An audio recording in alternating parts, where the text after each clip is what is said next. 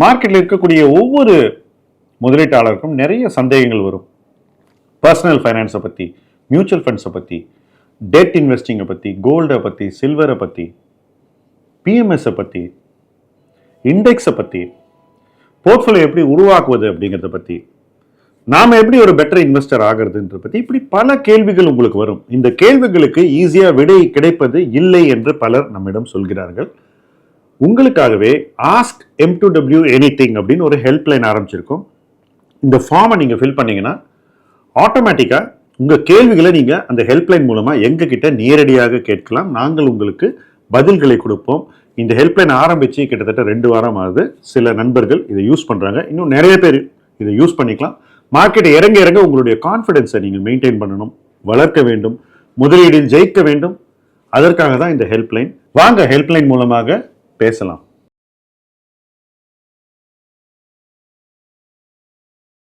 Friends, இன்னைக்கு நம்ம பேச போகிற தலைப்பு மியூச்சுவல் ஃபண்ட் வாங்குவதில் நடக்கும் காமன் மிஸ்டேக். எல்லாருமே மியூச்சுவல் ஃபண்ட் வாங்கியிருப்பீங்க. நிறைய பேர் பிளாட்ஃபார்மில் போய் நீங்களாகவே செலக்ட் பண்ணி மியூச்சுவல் ஃபண்ட் வாங்கியிருப்பீங்க. பல பேர் மியூச்சுவல் ஃபண்ட் பற்றி ரெக்கமெண்டேஷன் கொடுக்குற வெப்சைட்டை பார்த்து கூட வாங்கியிருப்பீங்க. நீங்களாகவே முடிவெடுத்தாலும் அல்லது ஒரு ஆலோசனை கொடுக்கும் ஒரு வெப்சைட்டின் அடிப்படையில் நீங்கள் வாங்கினாலும் அல்லது சில ரேங்கிங் முறைகள் பற்றி பார்த்து வாங்கினாலும் எல்லாருமே செய்யக்கூடிய ஒரு பொதுவான மிஸ்டேக்கை பற்றி இன்றைக்கி நான் பேச போகிறேன். மியூச்சுவல் ஃபண்ட் முதலீடில் தோல்வி அடைவதற்கான மிக முக்கியமான காரணம் இந்த மிஸ்டேக் தான் அப்படிங்கிறத இந்த இடத்துல குறிப்பிட்டு பதிவிடுகிறேன். அது என்ன மிஸ்டேக்? ஒரு மியூச்சுவல் ஃபண்டை வாங்கும்போது அதனுடைய பாஸ்ட் பர்ஃபார்மன்ஸ் எப்போ ரொம்ப சூப்பராக இருக்கோ அந்த டைமில் அதை விரட்டி பிடிச்சி வாங்கிறது அப்படிங்கிறது எல்லாருமே செய்யக்கூடிய ஒரு எளிமையான முதலீட்டு வழிமுறை. ஏன்னா பார்த்தா நல்லா இருக்குது, இது வரைக்கும் நல்லா பண்ணியிருக்காங்க, இதை வாங்கிறதுல என்ன தப்பு அப்படின்னு நீங்கள் நினைக்கலாம். ஆனால் நிறைய மியூச்சுவல் ஃபண்ட்ஸ் ஒரு குறிப்பிட்ட காலச்சூழலில் மட்டும்தான் அந்த மாதிரி பாஸ்ட் பர்ஃபார்மன்ஸை காட்ட முடியும். அதுக்கப்புறம் அதாவது அந்த பாஸ்ட் பர்ஃபார்மன்ஸ் எப்போ பெஸ்ட்டாக தெரியுதோ அந்த நாளில் கூட நீங்கள் வாங்கினா அதுக்கப்புறம் வரக்கூடிய பர்ஃபார்மன்ஸ் மறுபடியும் அந்த நிலைமையை எட்டுறதே கிடையாது. இது ஸ்டாக் மார்க்கெட்டில் நான் தொடர்ந்து பார்த்து வருகின்ற ஒரு ஃபினாமினன். இந்த ஃபினாமினன் ஏதோ நேரடியாக நீங்கள் வாங்கிறதுனாலையோ அல்லது நீங்கள் வெப்சைட்டை பார்த்து வாங்கிறதுனாலையோ நடக்கிற விஷயம் இல்லை. இது முதலீட்டு உலகில் நடக்கக்கூடிய ஒரு ட்ரெண்ட் மாற்றத்தின் அடிப்படை. ஏன்னா ஒரே டைப் ஆஃப் இன்வெஸ்டிங், ஒரே தீம், ஒரே செக்டர் எல்லா நேரத்திலையும் உச்சத்தில் இருக்காது. ஒரு குறிப்பிட்ட காலகட்டத்தில் அதுக்கு கிராக்கி ரொம்ப நல்லா இருக்கும். அந்த செக்டர் அல்லது தீம் அல்லது அந்த வகையின் பங்குகள் எல்லாராலையும் விரட்டி வாங்கப்படும். எல்லாரும் பங்குகளை வாங்கும்போது நேச்சுரலி அந்த மியூச்சுவல் ஃபண்ட், அதாவது அந்த செக்டர்லேயோ அல்லது அந்த தீம்லேயோ இன்வெஸ்ட் பண்ணக்கூடிய மியூச்சுவல் ஃபண்ட்ஸுக்கு பர்ஃபார்மன்ஸ் பெஸ்ட்டாக தெரியும். அந்த காலகட்டத்தில் அதை விரட்டி பிடிச்சி வாங்கிறதுங்கிறது நாளைக்கு திருப்பி பிரச்சனையை தான் உண்டு பண்ணுங்கிறது பல முதலீட்டாளர்களுக்கு தெரியறதில்ல. இன்ஃபேக்ட் மீடியாவில் கூட வரக்கூடிய ஆர்டிகல்ஸ், எக்ஸ்பர்ட்ஸ் என்று சொல்பவர்கள் சொல்லக்கூடிய தரவுகள் எல்லாமே இந்த பாஸ்ட் பர்ஃபார்மன்ஸை பேஸ் பண்ணி தான் இருக்குது. என்னை பொறுத்த வரைக்கும் நான் இந்த ஒரு மியூச்சுவல் ஃபண்ட் அனுபவத்தில் பாஸ்ட் பர்ஃபார்மன்ஸை எந்த வகையிலும் நான் கண்டுகிறதே கிடையாது. அதுக்கு முக்கியமான ஒரு காரணம், நான் போர்ட்ஃபோலியோவை பார்த்து அந்த ஃபண்ட் மேனேஜர் இன்றைக்கி என்ன போர்ட்ஃபோலியோ வச்சுருக்காரு, அந்த போர்ட்ஃபோலியோனுடைய மதிப்பு இன்றைக்கி என்ன இருக்குது, இந்த மதிப்பில் இந்த போர்ட்ஃபோலியோ வாங்கினா பணம் பண்ண முடியுமா, இல்லை இந்த மதிப்புக்கு நம்ம வாங்கினா நமக்கு நஷ்டம் வருமா அப்படின்ற அந்த ஒரு கேள்வியை தான் கேட்பேன். அந்த கேள்வியின் அடிப்படையில் தான் நான் நாஸ்டாக் பெஸ்ட் பர்ஃபார்மன்ஸ் இருக்கும்போது அதை விற்கணும் அப்படின்னு அறிவுறுத்தினேன். பல பேர் அதை ஏற்றுக்கவே இல்லை. இன்ஃபேக்ட் எங்கள் கிளைண்ட்ஸே அதை ஏன் விற்கிறீங்க அப்படின்னு நிறைய கேள்விகள்லாம் கேட்டாங்க. ஆனாலும் எங்கள் நிலைப்பாடில் நாங்கள் தெளிவாக இருந்தோம். நாஸ்டாக்லேருந்து கிட்டத்தட்ட பீக்கு கிட்ட எக்ஸிட் பண்ணோம். ஆனால் மார்க்கெட்டில் பார்த்திங்கன்னா அந்த நேரத்தில் தான் எல்லோரும் போய் பிளாட்ஃபார்ம் மூலமாக டைரக்ட் ஆப்ஷனில் எஸ்ஐபி லம்சம்னு அள்ளி தொளிச்சிக்கிட்டு இருந்தாங்க. அதுக்கப்புறம் என்ன ஆச்சுனாக்கா கவர்மெண்ட் அந்த ஃபாரின் இன்வெஸ்ட்மெண்ட்டே கொஞ்சம் நாளைக்கு பண்ணக்கூடாதுன்னு மூடி வச்சாங்க. ஸோ அது இறங்கும்போது யாராலையுமே வாங்க முடியல. சரி, அதுக்கப்புறம் மறுபடியும் திறந்தாங்க. இன்றைக்கி எல்லாருமே நாஸ்டாக் இன்வெஸ்ட்மெண்ட்டில் லாஸில் இருக்காங்க. இன்றைக்கி திருப்பி வாங்கிறதுக்கு யாருக்காவது தைரியம் இருக்கான்னு நீங்களே யோசிச்சு பாருங்கள். ஏன் இல்லை? ஏன்னா நீங்கள் தப்பான நேரத்தில் போய் எக்கச்சக்கமாக வாங்கிட்டீங்க. இப்போ திருப்பியும் அதில் போய் குட் மணி ஆஃப்டர் பேட் போடணுமான்ற ஒரு எண்ண ஓட்டம் பலருக்கும் இருக்கிறது. ஆக்சுவலாக இது குட் மணி ஆஃப்டர் பேட் இல்லை. பணத்தை சரியான வகையில் முதலீட்டு பண்ணாதனால இன்றைக்கி உங்களுக்கு தயக்கம் இருக்கிறது.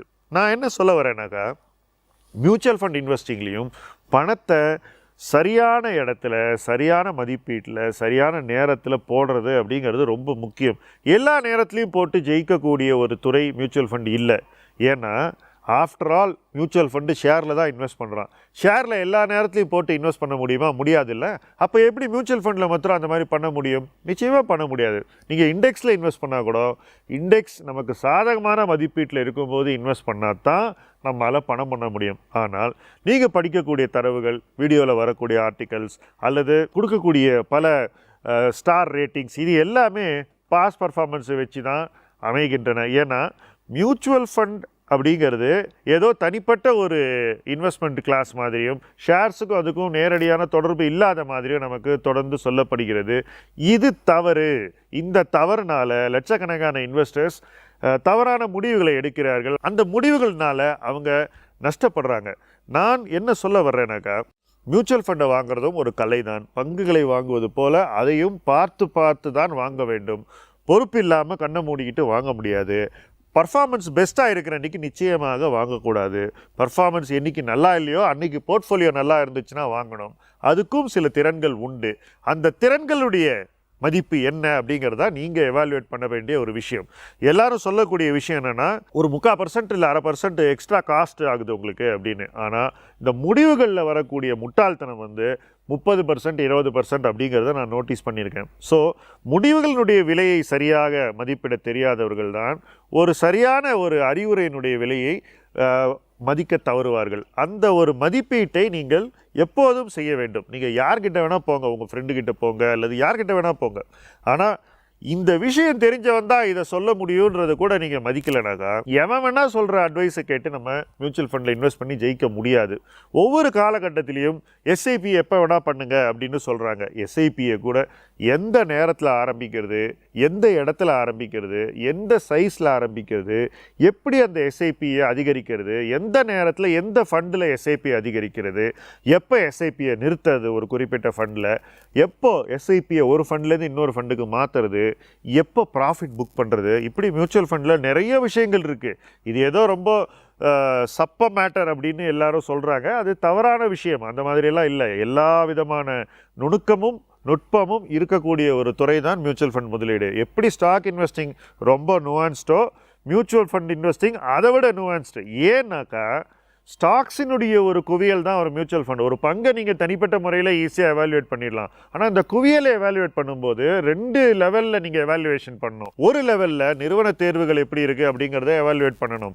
அடுத்த கட்டத்தில் அந்த தேர்வுகளை எப்படி அவங்க அரேஞ்ச் பண்ணியிருக்காங்க ஒரு போர்ட்ஃபோலியோ கன்ஸ்ட்ரக்ஷன் எப்படி இருக்குது அப்படிங்கிறதையும் நீங்கள் எவாலுவேட் பண்ணணும்.